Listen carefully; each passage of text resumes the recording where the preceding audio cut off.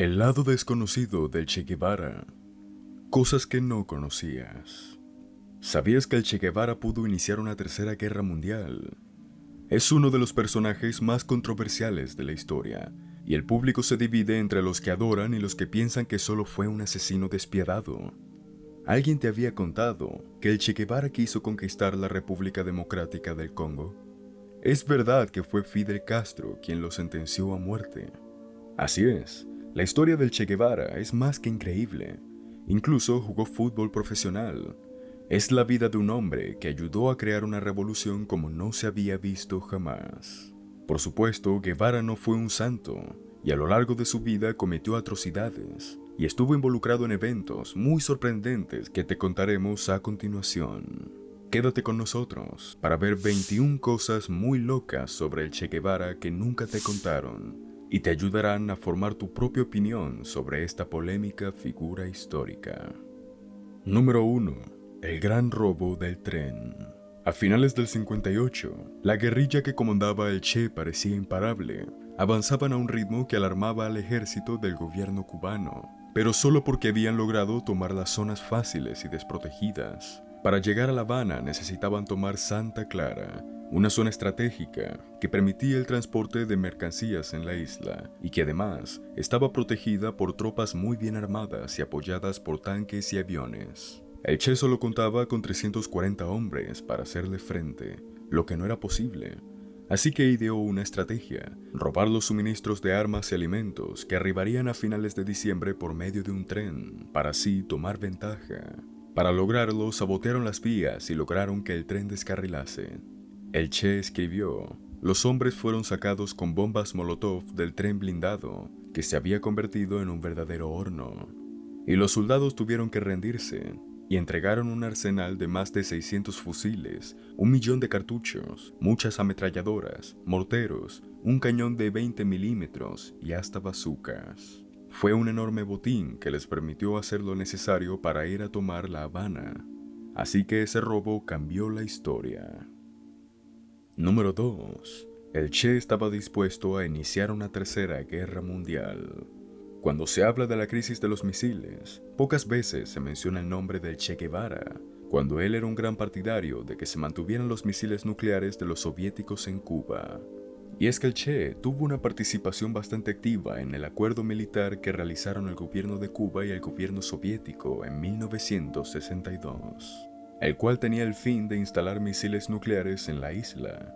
Para el Che, estas serían el arma que los mantendrían a salvo de una invasión estadounidense, por lo que él personalmente se encargó de supervisar que los misiles estuvieran protegidos y todo se mantuviera en secreto. Y se dice que el Che llegó a tener el poder de obligar a disparar esos misiles si es que se sentía amenazado por Estados Unidos, pero afortunadamente esto jamás ocurrió. Los soviéticos cedieron ante el ultimátum de John Kennedy, quien exigió que retirasen las armas, o de lo contrario tomaría represalias contundentes. Entonces Khrushchev aceptó retirar las armas, lo que fue un duro golpe para el orgullo de Fidel y el Che, quienes se sintieron traicionados. Número 3. El Che quiso llevar la revolución a la República Democrática del Congo. El Che Guevara tenía aspiraciones demasiado grandes, y en uno de sus momentos de mayor euforia, quiso llevar la revolución al otro lado del mundo, a la República Democrática del Congo. Así que con la aprobación de un Fidel no muy convencido, emprendió una expedición hacia este país con unos 120 hombres. ¿Y por qué o para qué? Solamente el Che lo sabía, y como esperarán escuchar, no tuvo éxito. En más de un año de combate, solo obtuvo derrotas y una muy mala publicidad por parte de la prensa internacional. Cuba se ganó varios enemigos por este absurdo plan del Che, lo que luego provocó la respuesta de Castro. Número 4. Fidel Castro fue quien lo sentenció a muerte. La relación de Fidel Castro y el Che Guevara estaba en su peor momento en el 66, cuando el Che perdía en el Congo y multiplicaba los problemas con Cuba. Así que Fidel decidió apelar por su último recurso. El Che le había dejado una especie de testamento en el que desligaba al gobierno cubano por sus acciones, y este solo se leería públicamente si el Che moría en combate. pero por todos los problemas que enfrentaba Fidel, cedió ante la presión y terminó leyendo el testamento, lo que significaba que lo abandonaba y traicionaba. De hecho, aquello fue suficiente para condenar al Che a muerte, porque ya todos sabían que nadie estaría allí para defenderlo. Por esta razón asesinarían al Che. Número 5. ¿El Che Guevara era comunista o rico? Aunque famoso por su faceta de guerrillero y revolucionario, la historia del Che no comenzó con balas y pistolas. Su tatarabuelo había sido el hombre más rico de Sudamérica. Patricio Julián Lynch fue un irlandés que emigró a Argentina para el siglo XVIII, y una vez que llegó al país, fue recordado como el hombre más rico en América del Sur. Y Ernesto Guevara, quien fue el padre del Che, aún gozaba de los beneficios de esa herencia, un argentino de nacimiento que además perteneció a la aristocracia del país. Sangre de los rebeldes irlandeses corre por las venas de mi hijo, dijo Ernesto en alguna entrevista cuando se le preguntó por su hijo. Y curiosamente, su padre también publicó en 1987 un libro titulado Mi hijo el Che. Número 6. El Chancho, el actor y modelo. En su adolescencia, Guevara tenía un sobrenombre bastante peculiar, el Chancho. ¿Y esto a qué se debía? Pues se dice que podía utilizar la misma ropa hasta por una semana. Tenía malas prácticas de higiene personal y no se bañaba con frecuencia, por lo que se ganó el apodo. Además, claro, de burlas por parte de sus camaradas. Aunque esto no le afectó, y eso lo sabemos porque participó como actor varias veces en su adolescencia, para publicidades de Bisimotos en Argentina. Así es, el Che Guevara fue un actor y modelo para publicidades. Número 7. Un guerrillero apasionado por la lectura. Aunque sorprendente, el Che era un lector acérrimo, algo que no se suele esperar de guerreros y guerrilleros, quienes generalmente encuentran más placer en el combate que en las hojas de un libro. Pero era increíblemente voraz a la hora de leer, y tenía una biblioteca extensa en su hogar, lo que le permitió formarse un criterio propio a temprana edad. Tenía ideas claras en su cabeza, y le encantaba la filosofía. En Buenos Aires, donde pasó la mayor parte de su juventud, leyó obras de todo tipo, de Julio Verne, Emilio Salgari y muchos otros, con los que leía aventuras. Con José Hernández y Rudyard Kipling aprendió poesía. También pasó por Kafka Faulkner, Robert Frost, entre otros, aunque los libros que más marcaron su pensamiento eran aquellos de política y filosofía. El Che disfrutaba leer las obras de Marx, Lenin y otros autores comunistas. Número 8. Sufría de asma y aún así amaba el rugby. El Che era asmático, lo que no era favorable para poder jugar su deporte favorito, el rugby. El rugby me encanta, incluso si me mata un día, estoy feliz por jugar. Fueron las palabras que alguna vez Guevara le pronunció a su padre.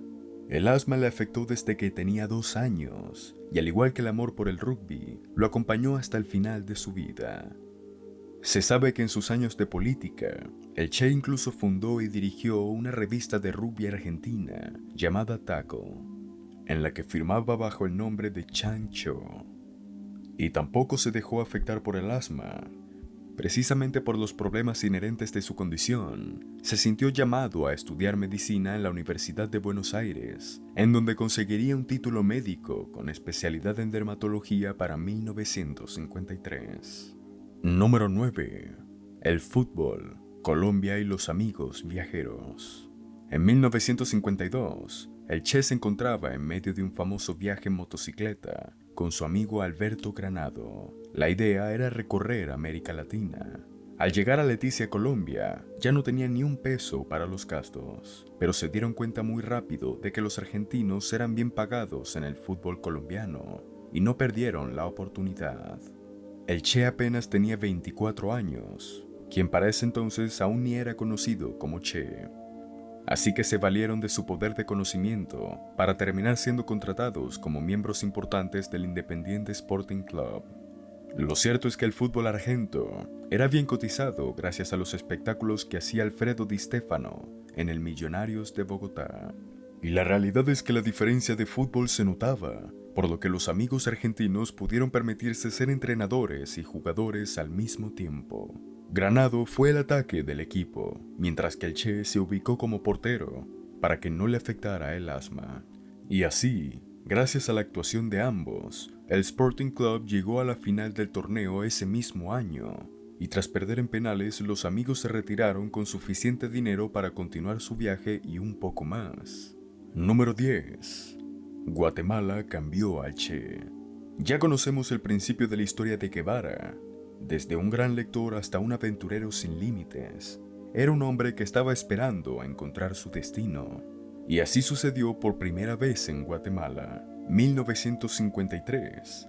Guevara se encontraba como observador y admirador de Jacobo Arbenz, presidente guatemalteco, quien estaba comprometido con un nuevo proceso político, un cambio que iba a favor de las clases empobrecidas, pero se mantenía en conflicto con la élite económica del país, en particular con la poderosa empresa estadounidense United Fruit Company. Esta empresa, junto con la CIA, patrocinaron el golpe de estado que sufriría Arbenz al año siguiente, en 1954. El Che, junto con otros cientos de partidarios, lucharon en escaramuzas, pequeñas batallas que solo retrasaron la caída del presidente.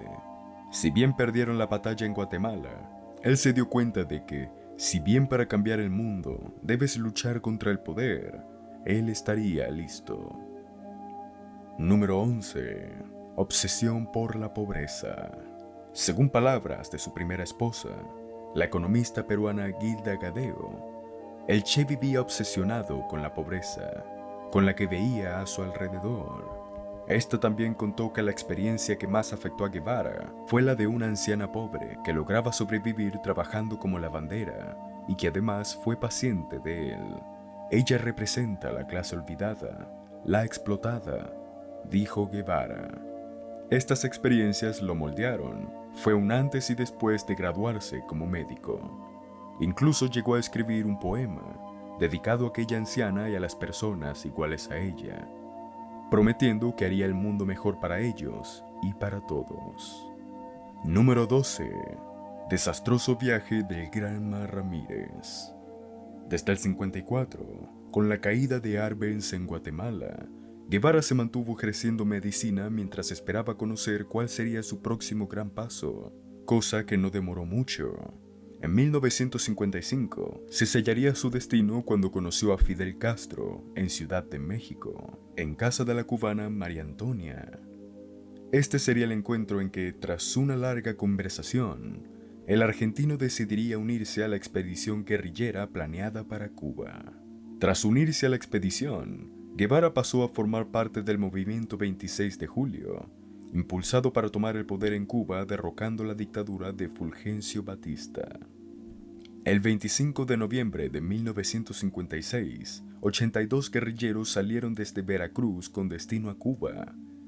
Entre ellos estaban Fidel y Raúl Castro, Camilo Cienfuegos, Juan Almeida y el Che. Como el viaje tardó más de la cuenta, el grupo de apoyo que los iba a recibir ya se había marchado. Municiones, comida, medicinas, gran parte de todo lo que trajeron tuvieron que dejarlo en el barco. Número 13. Los errores del Che costaron caro. Al desembarcar, las cosas no resultaron nada bien. Apenas 3 días luego de llegar a Cuba, fueron emboscados por el ejército cubano. Los hermanos Castro, el Che y algunos de los líderes del movimiento sobrevivieron, aunque la mayor parte de estos 82 hombres fueron asesinados. El Che recibió un balazo que le rozó el cuello. Evadió la muerte por la adrenalina de tener que escapar y por la ayuda de Juan Almeida, quien le sacó de un fuerte sopor. Lo que siguió a eso no fue mucho mejor. Según la historia, sobrevivieron 12, pero las pruebas dicen que a Sierra Maestra llegaron al menos 20 guerrilleros. La historia de los 12 parece querer hacer una analogía con Carlos Manuel de Céspedes y uno de los episodios más importantes de la independencia, cuando éste pronunció: aún quedamos 12 hombres, suficientes para hacer la independencia de Cuba. Más allá de los detalles, se sabe que posterior a esto ocurrió un amargo suceso para la memoria del Che. A causa de una decisión que él tomó, esconder armamento en la casa de un campesino, perdieron todas las armas, luego de que el ejército irrumpiera inesperadamente. Según se cree, el mismo granjero fue quien los denunció por miedo. Lo cierto es que Castro estaba tan molesto que le quitó la pistola al Che como símbolo de degradación y reprenda. De este suceso el mismo Guevara contaría, quedó grabado en mi mente por el resto de la campaña y hasta el día de hoy. Número 14. Asesino a sangre fría.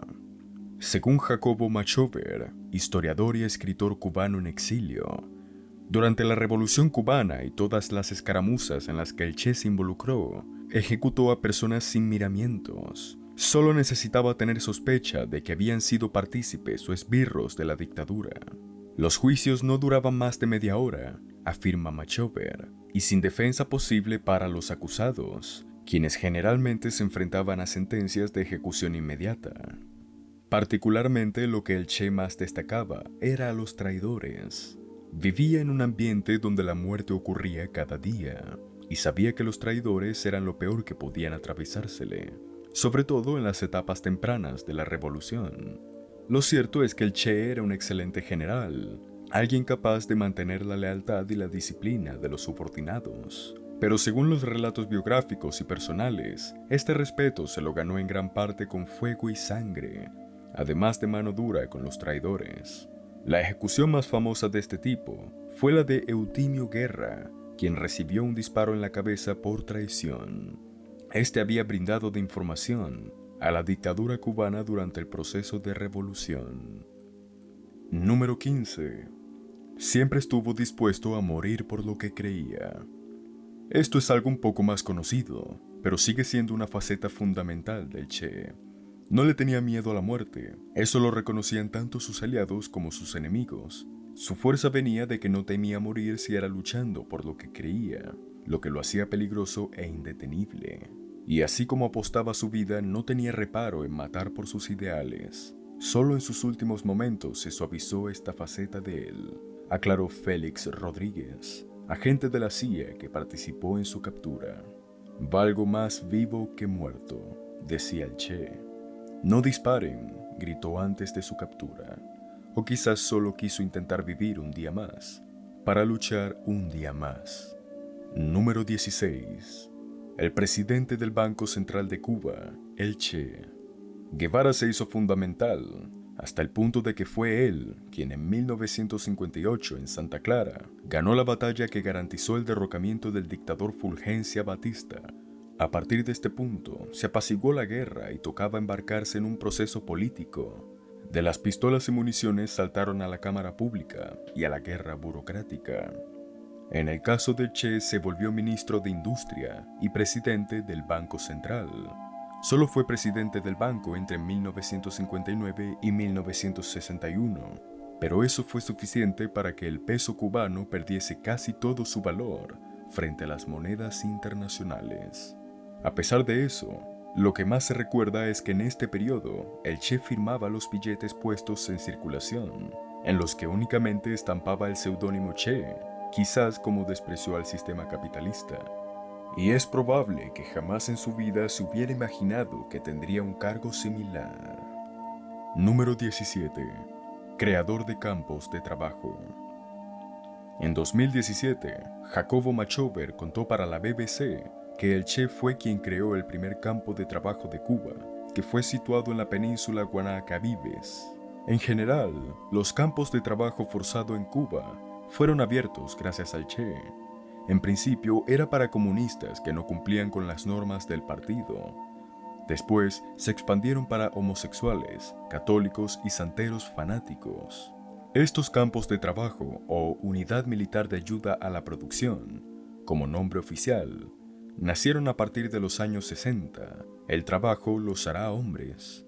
Era la frase que sobresalía, y una apuesta por orden del Che. No cabe duda en la historia del repudio que sentía Guevara por esta población. Número 18. El Che era marxista, no comunista. El Che es recordado por multitud de cosas: su odio hacia los homosexuales, su carácter implacable, su pasión por la lectura y el rugby, pero también por su ética de trabajo. El Che era alguien que vivía por y para sus ideales, y entre las cosas que creía es que el trabajo dignificaba al hombre, le dotaba de algo más que dinero. Así, se sabe que en su periodo de funcionario público, siguió trabajando de manera informal como médico, en construcciones o incluso cortando caña de azúcar. En los relatos queda claro que su motivación no era el dinero, sino que consideraba que el trabajo tenía una recompensa moral en el sujeto. Asimismo, sus ideales se alinearon con sus creencias, donde aclaró en más de una ocasión que era marxista y no comunista, y que ser marxista de hecho era el estado natural del hombre. Número 19. El trabajo importa, el dinero no. ¿Qué queremos decir con esto? Pues que al Che Guevara no le gustaba pagar tiempo extra. Como ministro de Industria en Cuba, hizo cuanto pudo para aumentar la producción, aunque sin éxito, debido a la condición inherente de los sistemas socialistas y a la ausencia de recompensas externas por estos trabajos. Ni pagaba sobre tiempo, ni le gustaba aumentar los salarios. La creencia de que el trabajo tenía una recompensa moral más que económica, la trataba de transmitir a todos los empleados del país, aunque sin mucho éxito, cabe aclarar. Número 20. Hasta la victoria siempre, patria o muerte. Una de las frases más reconocidas de la historia contemporánea, escrita por el mismo Che Guevara en su carta de despedida hacia Fidel Castro, cuando le aclara que partirá como consejero militar a África, en el Congo. No soportaba el trabajo como burócrata. El deber le llamaba, pero también el deseo por matar. En una carta dirigida a su padre, encontramos una frase que lo aclara: «Tengo que confesarte, papá, que realmente me gusta matar». Esta no fue la primera ni la única vez que el Che hablaba abiertamente sobre su deseo o su intención de matar. En realidad, gran parte de su discurso militar se construyó alrededor del odio, donde aclaró que un revolucionario debe ser una fría máquina de matar motivada por puro odio. Este odio quedó más que evidenciado luego de la captura de La Habana. Hasta 1960, entre 500 y 700 soldados enemigos serían ejecutados por órdenes directas del Che, por lo que no es extraño que actualmente escuchemos historias de cómo el Che se sentaba en el Congo, con un tabaco en mano, a observar las ejecuciones de los prisioneros. Él lo disfrutaba. Número 21. La máquina de dinero y el legado mal interpretado. La conocida, famosa y extremadamente rentable foto del Che Guevara más comercializada en el mundo fue tomada en marzo de 1960. Luego del accidente del carguero belga que explotó, 100 personas murieron y sus funerales se realizaron el 5 de marzo, un día después del incidente. El Che hizo presencia con su pelo largo y boina característico.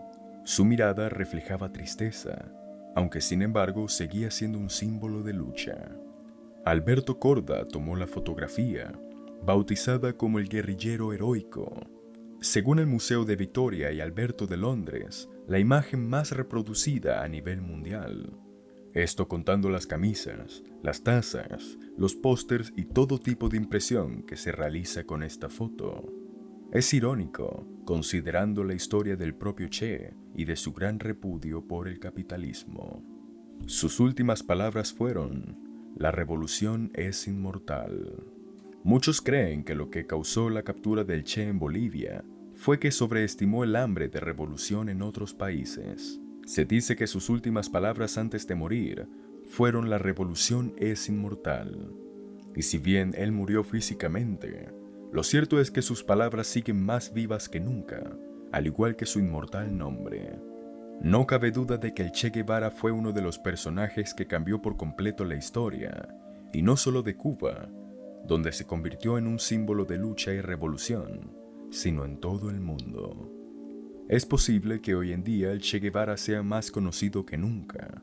Aunque sus ideales han sido alterados y no muy bien utilizados, su nombre y su legado es utilizado para dirigir masas, pero hacia el lado incorrupto del progreso.